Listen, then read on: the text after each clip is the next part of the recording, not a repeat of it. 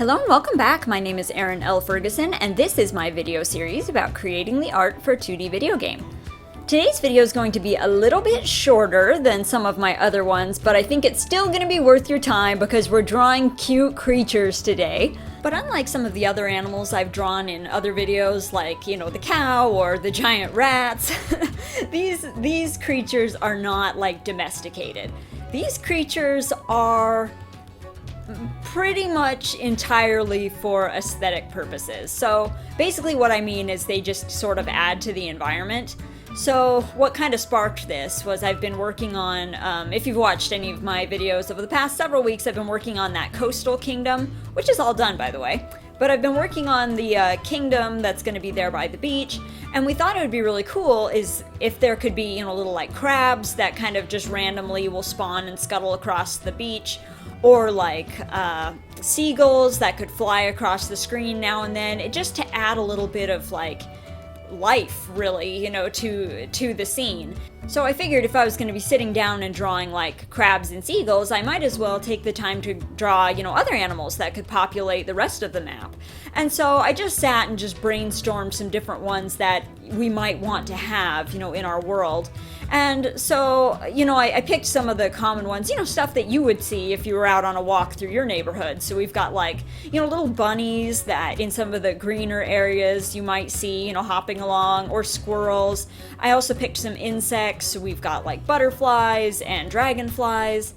And I imagine that some of these might be more seasonal. So maybe you only see dragonflies in the summer and you see butterflies in the spring. I did it like a bumblebee, maybe that's a spring thing.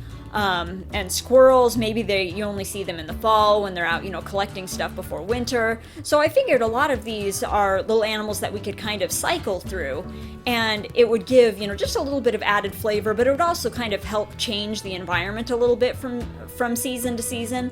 Because of course we're going to have, trees and stuff, and plants will change color, and there will be, aesthetic changes that way, but also having, new wildlife to spot, I think would add a little something as well. I also thought it would be cool if, along with seasonal changes in the wildlife, if there was also a difference between night and day. So during the day you might see, if it's the spring, you might occasionally see a bluebird fly across your screen, or you might, if it's winter, maybe it's a cardinal. But I thought, well, at night it'd be cool if we had owls or bats, other animals that would only spawn, only appear at night. I thought that would be pretty cool because it's just another visual reminder, really, that time is passing. But not only, between the seasons, but hours of the day, and just, gives the world a little bit more flavor. You may have also noticed that I have been breaking these little animals down into pieces here as I draw them. So, for example, with the birds, the bodies will be separate from the wings, and for the little bunny, his head is separate from his body, which is separate from his feet, and of course the crab, all of his legs are separate. And the reason we do that really is to make them easier to animate.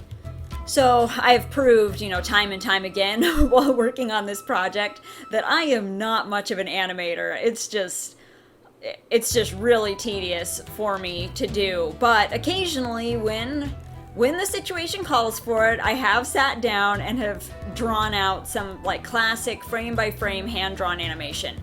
It usually doesn't look very good, so we pretty much reserve it only for effects and like fire, for instance. So we have a little flame animation that we use in all of the fireplaces, or I've also used it, for instance, when your character uses their watering can. The little trickle of water that comes out of there is hand drawn, just frame by frame animation, and that works pretty well because, like I said, I'm not super good at it, so if it's a little bit erratic and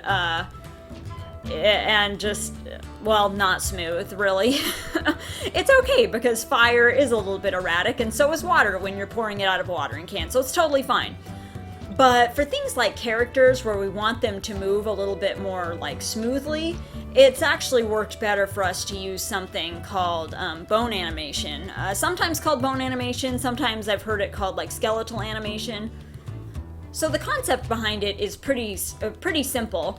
Basically, you give your character a skeleton, and then you just stick the pieces on top of it. So you'd have basically like a stick figure. Like when I say skeleton, I mean something very basic, like a stick figure. And then you would take all of your pieces, the head, the body, the arms, legs, stick them on over top in their appropriate places, and then much like a real skeleton, as you move the bones, the rest of the body moves with it. So it works a little bit like stop motion animation, where it's like you move the character slightly, you take a picture, you move them slightly, you take a picture, and then when you compile all of those individual images, you end up with something that looks like it's moving.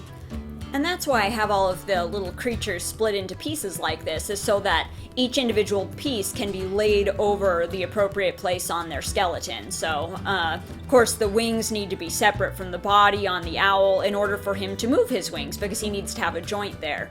And this style of animation is actually super common, especially in mobile games. I've noticed it quite a bit. There's a pretty telltale sign when it's been used. For one thing, fairly often when somebody has used this style of animation, the characters will be viewed from only one side. So very often it'll be in profile. In our case, we've gone with sort of an upper 3/4 view for our characters. But because they're made up of flat pieces, they're not 3D, the character can't turn around. So if they're facing you, they can't turn around for you to see their back. And so this works really well for mobile games, platform type games, where a character is only going to move left to right. Another telltale sign is you'll notice that sometimes the characters will be a little bit rigid or puppet-like when they move. And for that reason, I think that this style of animation lends itself really well to games that don't take themselves too seriously, because like I said, the characters do move in a more rigid, sort of robotical type fashion. And so if you're trying to do something super serious, it can clash a little bit. But if you're not, like us, it works really well. And I've actually been super impressed with the results we've had from using this style of animation.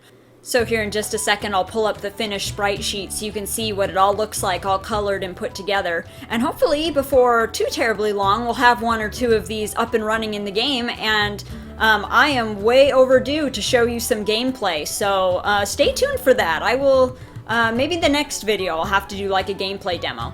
But thank you so much again for hanging out with me today and for watching this video.